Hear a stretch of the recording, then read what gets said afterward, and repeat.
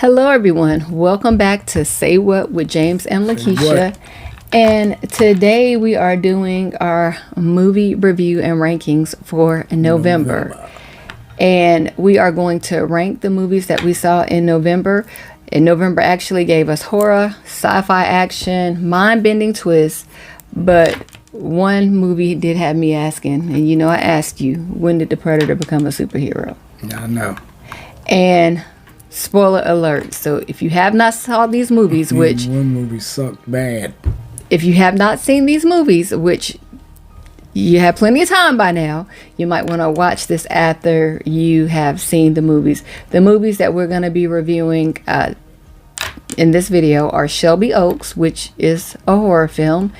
We also have The Running Man, which is action. Predator Badlands.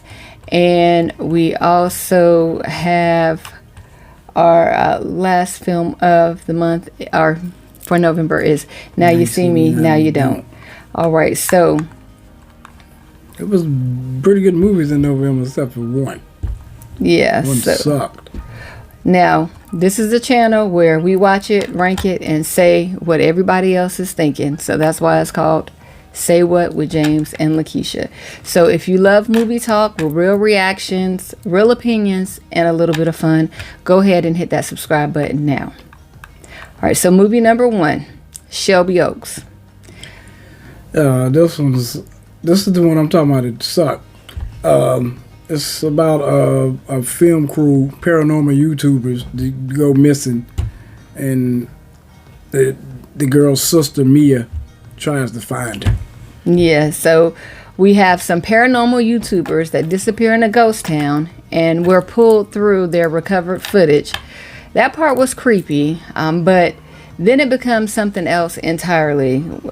We have cults, incubi, hellhound, ritual, horror, and it actually gets darker than that.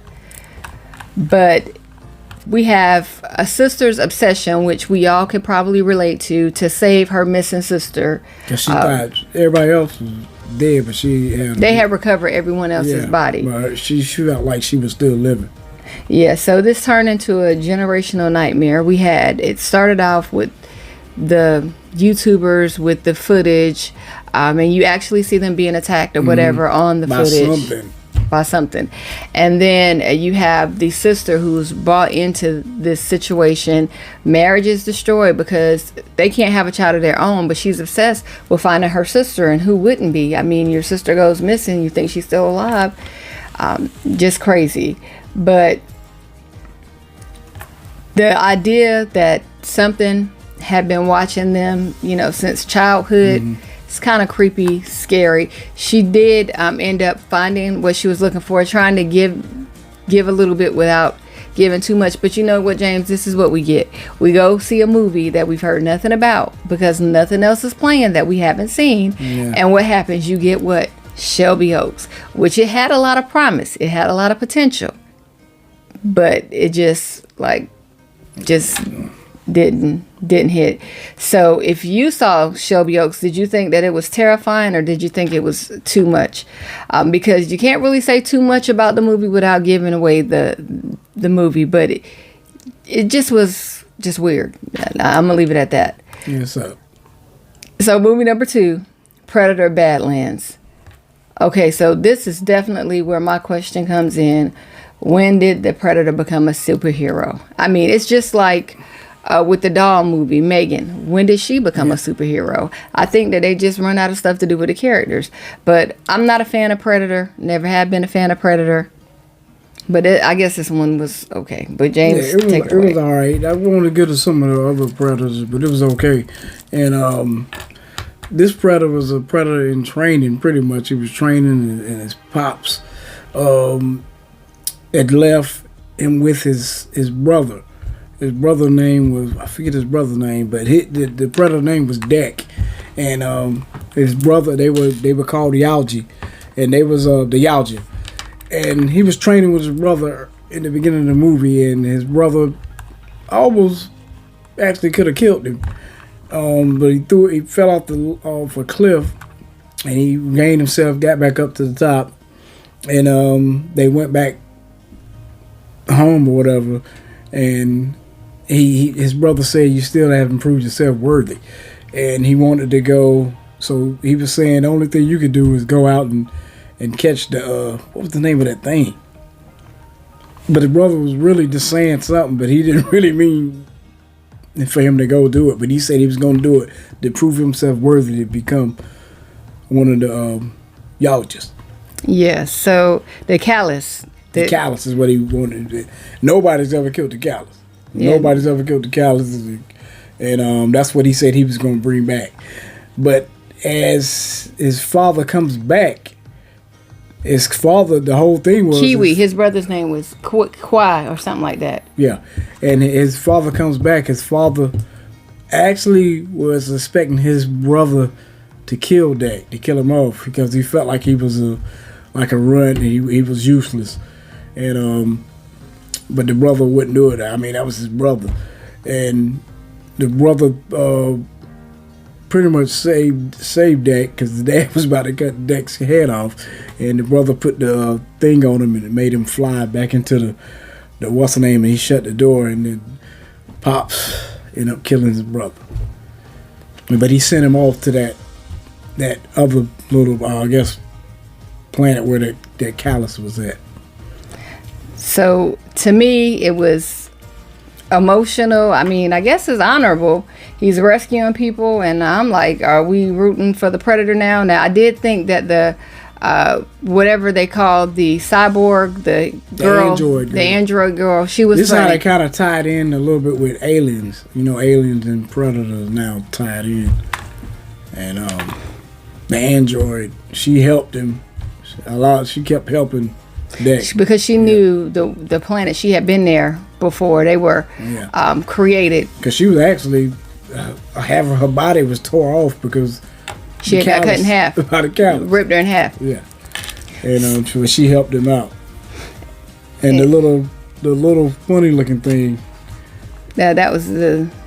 I forgot the little thing's name, but he helped them out as well as they was trying to go catch the callus. But there was another android.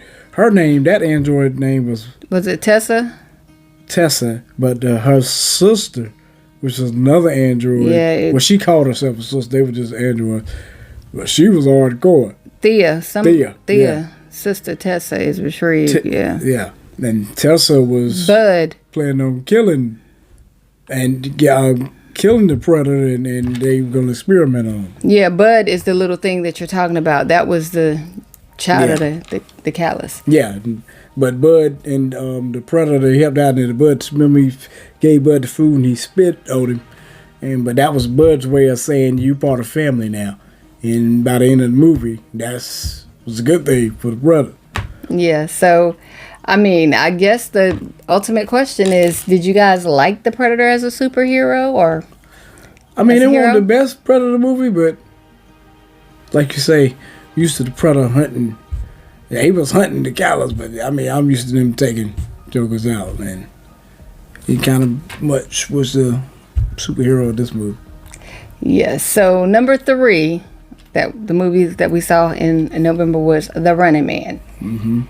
And this is a remake of the Arnold Schwarzenegger's Running Man. Yes, and I really The Running Man was a good movie. I felt like it might have been a little long.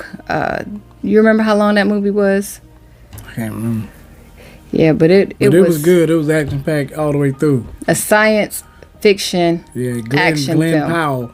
He's a great actor in The Running Man. I'm trying to see, because I think it was definitely over 2 hours. It might have been. For The Running Man. Pretty much now all the movies be about almost over 2 hours. 2 hours and 13 minutes. Yeah, but it was a great movie. It did feel a little too close to reality. Now, I did watch a video where someone was comparing The Running Man to what's going on now. A society controlled by media, deep fakes, propaganda, and people cheering for violence and entertainment. Sounds like what we're in right now. and you have a father who risks everything to save his child, and he becomes a symbol of the revelation. And the reason why, because he protested a lot at work. And he wasn't really that he was trying to protest. He was trying to do what was right. Yeah, he was trying to do what was right, but he always ended up on, like they say, the opposite side of right. He always ended up the odd man out, and then he was like blackballed. He couldn't really get a job, so he went down to try out for a TV show. His wife had told him, "Don't whatever." But he wasn't trying to do the running man. But he ended up being on there somehow anyway. Because what's his name? Josh Brolin. They knew everything about him because it's a new. This is the AI that they know everything about you, and he said the other shows weren't for him. The only show because to get him out of the situation that he was in. But still, and this is the thing with that AI. With AI, just like what we see now, they can really AI can. Make you say things that you didn't say. He would say a message and it would say one thing, and then they would take it and have it say something totally different. And we see that all the time with AI. You don't know if it's the real person saying it or not because of AI. So I like the movie because it wasn't just action. It really did have a message behind it. And I can't say that I too much remember The Running Man because it came out the original in like the 80s. Yeah, but 85, what was it, 85? Something like that. I can't remember. It actually was a great movie. Now, number 4, the funny thing about this is I didn't know this was like a trilogy. This is the first time that I've seen Now You See Me. Yeah, we haven't seen the other two. Now You See Me. And this is Now You Don't. But this one was definitely fun. It definitely was fun. We had New Illusionist, Old Horseman, A Big Heist, Bigger Twist. So basically it starts out with these were they college kids or I think they were college kids. Well, they were some young people, musicians, and they was trying to give back. They was trying to take stuff from people who I don't know they was trying to give back because they were living in an apartment that they were scamming the system. Yeah, but they were trying to they would like if you scam somebody out of something with crypto or whatever, they were getting it back, basically trying to make it right. And they was using illusions of the old horseman at the beginning. Yeah, and it looked like it was them, but their illusions was just that good. And basically you had revenge, justice, magic layered with tech, deep fakes, holograms, and misdirection. And I really enjoyed it because we got to go back and watch the other two now. Yeah, so we can rank them. The reveal of who was really behind it all. I mean, it had a star-studded cast. We had Morgan Freeman was in it, and I guess he was in the other ones. Woody Harrelson. Yeah, he was in all of them. Harrelson, James Franco, Mark Ruffalo. I don't even really know how to say his last name. But we had Common. Just a star-studded cast. And now, if you guys saw the original Now You See Me, did you like this one as much? I mean, I like the way that they planned the heist or whatever you want to call it was absolutely brilliant. And the young man that played in this, he had also played in another movie. I know he's not getting much praise for that movie. The League of Extraordinary Negroes. Remember, what was that young man's name? Because Michael Caine was in this as well. He wasn't in this one. Well, they showed they had his name listed here, so they must have showed like something while he was in one of the other ones. But was his name? No, yeah, that Jesse. That's the guy that had played in The Social Network. And let me see, what was the gentleman's? You on the first one? That's why. Okay, now you see. All right, but it still was a great movie, and I'm trying to get the guy's name from the latest one, the cast right here. I still don't see him. Justice Smith, that's him. Yeah, he was Charlie in the movie. He was pretty much the main guy. The brains behind the whole thing was he was trying his you don't want to give it away. You don't want to, so in case they haven't seen it. Yeah. Now if you want to spill all the tea, go ahead, but that's up to you. That's cool. All right, so now we're gonna go ahead and rank them. So how did you want to rank them? Did you want to rank them from the worst to the best, or the best to the worst? Oh, that's how we always do it. What we thought was the worst. I thought Shelby Oaks was the worst. Okay. So was there anything about Shelby Oaks that you liked? Not much at all. Okay. All right. I did think it had a lot of potential, but it just missed it. So number 3, Predator Badlands for me. The third one would have been Predator Badlands for me. Is that how you saw it as well? Yeah. Predator probably been the third one. Yeah, it was. I felt like I'm not a fan of the Predator movies, but I think it was still a good movie. But I'm watching superhero like Predator. But it was still a good movie. Okay. Number 2 for me was Now You See, Now Me Don't. Yeah, it was fun, clever, satisfying. And the reason I didn't want you to spill the tea about the id is because that was great. That was, I love the way they set that up. And number 1, The Running Man. Strong story, real stakes, powerful message. And so that's how we rank them. If you saw these movies, how did you rank them? Let us know in the comment section. Don't forget to like, subscribe, and turn on notifications so that you're notified when we make a new video. Thanks for watching. Take care. Deuce.